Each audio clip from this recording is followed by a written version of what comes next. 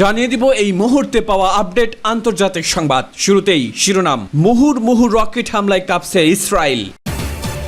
এদিকে Lebanon Israel সীমান্তে টানটান উত্তেজনা। হিজবুল্লাহর সঙ্গে যুদ্ধের পরিণতি নিশ্চিত পরাজয়। তেল আবিবের পরাজয় সন্নিকটে বলছে ইসরায়েলি পত্রিকা। জানিয়ে দিব দক্ষিণ গাজায় ইসরায়েলের আরেক সেনা নিহত। এদিকে হিজবুল্লাহর কাছে উত্তরে সার্বভৌমত্ব খুঁয়েছে ইসরায়েল। এবং সবশেষে জানিয়ে দিব গাজার বাহিনীতে যোগ দিতে ইচ্ছুক মালয়েশিয়া। সংবাদ শিরোনাম শুনছিলেন, এবারে জানিয়ে দিব বিস্তারিত। মুহুর্মুহু রকেট হামলায় কাঁপছে ইসরায়েল। গাজা থেকে ইসরায়েলের বিভিন্ন এলাকায় মুহুর্মুহু রকেট হামলা চালিয়েছে ফিলিস্তিন সশস্ত্র গোষ্ঠী হামাস ও ইসলামিক জিহাদ। অনেক এলাকা থেকে পালিয়েছে বাসিন্দারাও। সোমবার গাজা উপত্যকা থেকে ইসরায়েলের দফায় দফায় ওই রকেট হামলা চালানো হয়েছে বলে জানিয়েছে ইসরায়েলি গণমাধ্যম টাইমস অফ ইসরায়েল। ইসরায়েলের সামরিক বাহিনী জানিয়েছে সোমবার গাজা থেকে ইসরায়েলি ভূখণ্ড লক্ষ্য করে প্রায় 20টি রকেট নিক্ষেপ করা হয়, যা গত 7 মাসের মধ্যে গাজা থেকে চালানো সবচেয়ে বড় হামলা। তবে এই হামলায় হতাহতের কোনো খবর পাওয়া যায়নি। অন্যদিকে ইসলামিক জিহাদের সশস্ত্র শাখা বলেছে ফিলিস্তিনি জনগণের বিরুদ্ধে ইহুদিবাদী শত্রুর অপরাধের প্রতিক্রিয়ায় গাজা সীমান্ত লাগোয়া ইসরায়েলের কয়েকটি সম্প্রদায়ের দিকে রকেট নিক্ষেপ করেছে তাদের যোদ্ধারা। বার্তা সংস্থা রয়টার্সকে দক্ষিণ গাজার খান ইউনিসের পূর্বাঞ্চলীয় এলাকার বাসিন্দারা জানিয়েছেন ইসরায়েলি ফোন নম্বরগুলো থেকে তারা বাড়িঘর ছেড়ে যাওয়ার নির্দেশ সংক্রান্ত কিছু খুদে বার্তা পেয়েছেন। কেউ কেউ বলেছেন এর অর্থ হতে পারে ইসরায়েলি বাহিনী ওই এলাকায় ফিরে আসবে,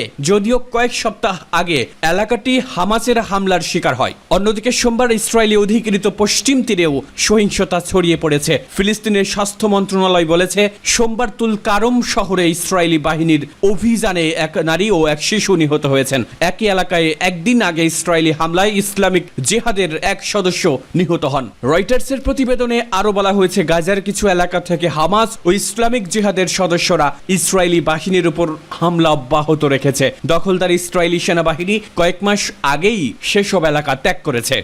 হিজবুল্লাহর সঙ্গে যুদ্ধের পরিণতি নিশ্চিত পরাজয়। ইসরায়েলের পরাজয় খুবই সন্নিকটে বলছে তাদেরই পত্রিকা। তেল আবিব থেকে প্রকাশিত একটি পত্রিকা লেবাননের বিরুদ্ধে সম্ভাব্য সর্বাত্মক যুদ্ধের ব্যাপারে তেল আবিবের প্রতি হুঁশিয়ারি উচ্চারণ করে লিখেছে হিজবুল্লাহর সঙ্গে ব্যাপক ভিত্তিক যুদ্ধ হলে ইসরায়েল নিশ্চিতভাবে পরাজিত হবে। আল-আকসা তুফান অভিযান শুরু হওয়ার পর লেবাননের হিজবুল্লাহ তার ভান্ডারে থাকা নিখুঁত সমরাস্ত্র দিয়ে ইসরায়েলের উত্তরাঞ্চলে হামলা শুরু করে। এই হামলার ফলে উত্তর ইসরায়েলের বিস্তীর্ণ এলাকার অধিবাসীরা তাদের ঘর বাড়ি ফেলে দক্ষিণ দিকে পালিয়ে যায়। ইসরায়েল গণমাধ্যম পালিয়ে যাওয়া ইহুদিবাদীর সংখ্যা 60,000 বলে উল্লেখ করলেও প্রকৃত সংখ্যা আরো অনেক বেশি বলে মনে করা হয়। কার্যত লেবানন সীমান্তবর্তী এলাকাগুলোতে হিজবুল্লাহর হামলায় ইসরায়েলি বাহিনী অসহায় হয়ে পড়ে এবং বিষয়টি ইহুদিবাদী কর্মকর্তাদের মারাত্মকভাবে ভাবিয়ে তোলে। পার্স টুডের রিপোর্ট অনুসারে ইসরায়েলি দৈনিক হারেজ্য লেবাননের সঙ্গে যুদ্ধের ফলাফল সম্পূর্ণ পরাজয় শিরোনামের এক সংবাদ বিশ্লেষণে লিখেছে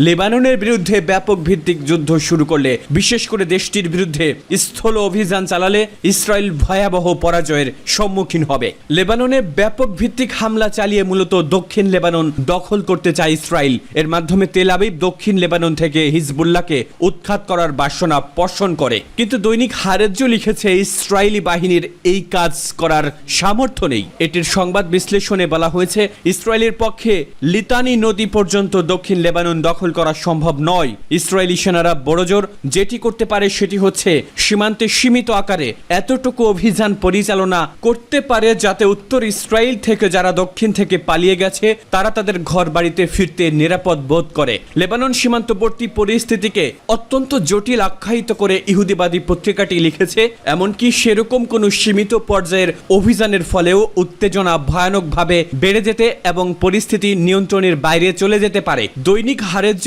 আরও লিখেছে ইসরায়েলের সামরিক পদক্ষেপের যে জবাব হিজবুল্লাহ দেবে তাতে যুদ্ধ আর অল্প পর্যায়ে সীমিত থাকবে না, বরং ভয়াবহ আকার ধারণ করবে। সেক্ষেত্রে ইসরায়েলের কৌশলগত অবকাঠামোতে হিজবুল্লাহর হামলা হবে এবং যুদ্ধের প্রথম ধাক্কায় ইসরায়েলের বিদ্যুৎ সরবরাহ ব্যবস্থা ভেঙে পড়বে। এদিকে আরেক ইসরায়েলি দৈনিক ইয়দিওত আহরণত লিখেছে লেবাননের হিজবুল্লাহর কাছে উচ্চ ক্ষমতা সম্পন্ন সামরিক সরঞ্জাম ও অত্যন্ত বিপজ্জনক আশ্চর্যজনক সামরিক প্রযুক্তি রয়েছে। লেবানন সীমান্ত দিয়ে ইসরায়েলে নির্বিঘ্নে শত শত ড্রোন ঢুকে পড়ার ঘটনায় প্রমাণিত হয়েছে ইসরায়েলের আকাশ প্রতিরক্ষা ব্যবস্থা এসব ড্রোন মোকাবেলা করতে সক্ষম নয়। দৈনিক ইহুদিয়ত আহরণত আরও লিখেছে, হিজবুল্লাহর এই হুমকি মোকাবেলা করার উপায় খুঁজে বের করার জন্য ইসরায়েলি বাহিনী মরিয়া হয়ে উঠেছে। ইসরায়েলি সমরবিদরা এখন কথা বলতে শুরু করেছেন যে লেবাননের হিজবুল্লাহ একাই ইসরায়েলের গোটা সামরিক শক্তির অর্ধেককে উত্তর ইসরায়েলে আটকে রাখতে সক্ষম হয়েছে, যে কারণে এই বাহিনী দক্ষিণের গাজা ফ্রন্টে সঠিকভাবে মনোযোগ দিতে পারছে না। দক্ষিণ গাজায় ইসরায়েলের আরেক সেনা নিহত। অবরুদ্ধ গাজা উপত্যকার রাফা শহরে ভয়াবহ যুদ্ধে ইসরায়েলের আরও এক সেনা নিহত হয়েছে। সোমবার ইসরায়েলি সামরিক বাহিনী এ তথ্য নিশ্চিত করেছে। জেরুজালেম পোস্টের এক প্রতিবেদন অনুযায়ী নিহত সেনার নাম সার্জেন্ট ওরি ইজাক হাদাদ। তিনি বীর সেবা রেঞ্জের নাহল ব্রিগেডের 93তম ব্যাটালিয়নের দায়িত্বরত ছিলেন। সোমবার ইসরায়েলি সামরিক বাহিনীর প্রাথমিক তদন্ত প্রতিবেদনে বলেছে, একটি ভবনের ভেতরে পেতে রাখা বোমার বিস্ফোরণে ওই সেনা নিহত হয়েছেন। এদের হামাস যোদ্ধাদের সঙ্গে সংঘর্ষের সময় ওই ব্যাটালিয়নের আরও 9 সেনা আহত হন। এদের মধ্যে একজনের অবস্থা আশঙ্কাজনক বলেও নিশ্চিত করেছে আইডিএফ। এদিকে হাদাদের মৃত্যুর মধ্য দিয়ে গাজায় আগ্রাসন চালাতে গিয়ে ইসরায়েলের নিহত সেনার সংখ্যা দাঁড়ালো 319 জনে। এর আগে হামাসের হাতে বন্দীদের উদ্ধার করতে গিয়ে ইসরায়েলের যে পুলিশ কর্মকর্তা নিহত হয়েছিলেন এ সংখ্যার মধ্যে তিনিও রয়েছেন। এছাড়া গাজায় ইসরায়েলের যুদ্ধ মন্ত্রণালয়ের এক বেসামরিক ঠিকাদার নিহত হয়েছেন। তবে হামাস বলছে গাজায় নিহত ইসরায়েলি সেনার সংখ্যা এর চেয়ে ঢের বেশি। হিজবুল্লাহর কাছে উত্তরে সার্বভৌমত্ব খুইয়েছে ইসরায়েল। মার্কিন পররাষ্ট্রমন্ত্রী, লেবানন ভিত্তিক হিজবুল্লাহ যোদ্ধাদের অব্যাহত হামলার কারণে ইসরায়েল তার উত্তর এলাকার সার্বভৌমত্ব কার্যত খুইয়ে ফেলেছে। মার্কিন পররাষ্ট্রমন্ত্রী অ্যান্টনি ব্লিংকেন সোমবার এই দাবি করেছেন।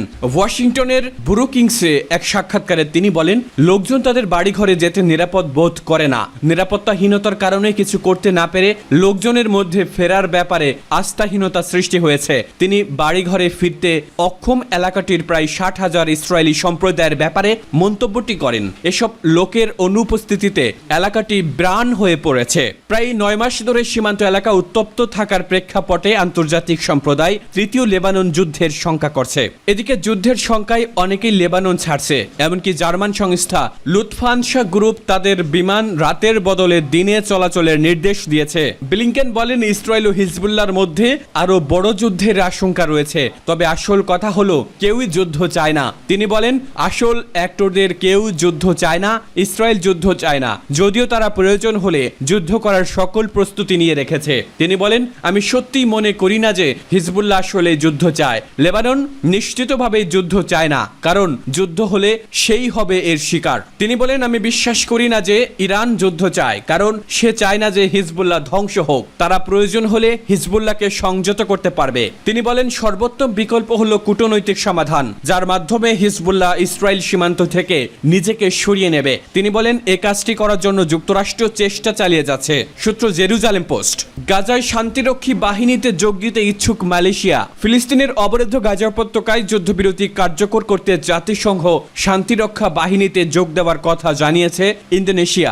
মালয়েশিয়ার প্রধানমন্ত্রীও ইন্দোনেশিয়ার সাথে একযোগে কাজ করার ইচ্ছা পোষণ করেছেন। মঙ্গলবার কাতার ভিত্তিক সংবাদ মাধ্যম আল জাজিরার এক প্রতিবেদনে এ তথ্য জানানো হয়েছে। প্রতিবেদনে মালয়েশিয়ার বার্নামা জাতীয় বার্তা সংস্থার বরাত দিয়ে বলা হয়েছে, মালয়েশিয়ার প্রধানমন্ত্রী আনোয়ার ইব্রাহিম বলেছেন, গাজা উপত্যকায় যুদ্ধবিরতি কার্যকর করতে জাতিসংঘ যদি এই ধরনের অভিযানের আদেশ দেয় তাহলে তারা ইন্দোনেশিয়ার সাথে শান্তিরক্ষা বাহিনীতে যোগ দেবে। বার্নামা আরও জানিয়েছে, সোমবার আনোয়ার ও ইন্দোনেশিয়ার নির্বাচিত প্রেসিডেন্ট ও প্রতিরক্ষা মন্ত্রী প্রাভো সুবিআন্তোর মধ্যে টেলিফোনে আলোচনা হয়। এতে বলা হয়, তাদের আলোচনার মূল বিষয় ছিল ফিলিস্তিনের জন্য জাতিসংঘ শান্তিরক্ষা বাহিনীতে মালয়েশিয়া ও ইন্দোনেশিয়ার অংশগ্রহণের বিষয়টি।